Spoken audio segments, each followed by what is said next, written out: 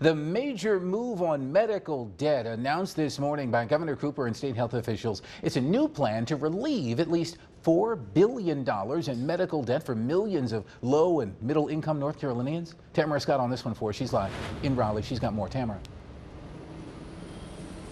Hey, good afternoon, guys. Yeah, well, Governor Cooper announced at no additional cost to taxpayers that they are working on relieving medical debt for low and middle income families here in North Carolina. The new Medicaid program that he announced would encourage hospitals to relieve a potential $4 billion in existing medical debt. North Carolinians should not be saddled with a mountain of debt that they can never repay.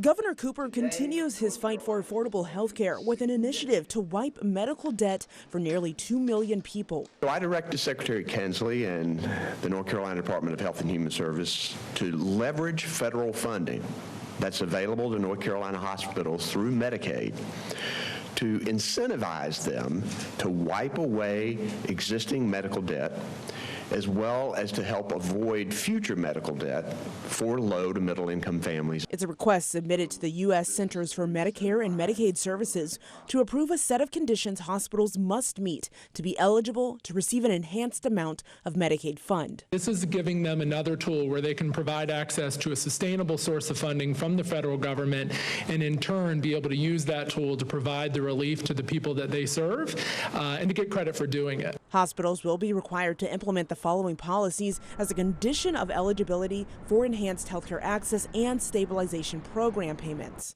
like relieving all medical debt deemed uncollectible dating all the way back to January 1st of 2014 for any individuals not enrolled in Medicaid or for those who have a total debt that exceeds 5% of their income.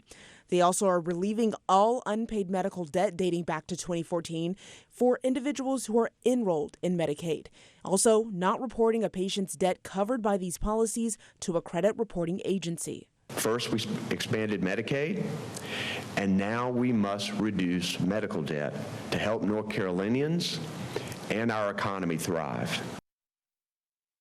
And hospitals that choose to not meet those conditions will receive the standard amount of those funds. Now, if you'd like to see the full list of those conditions for hospitals, you can head over to abc11.com. Tamara Scott, ABC 11 Eyewitness News.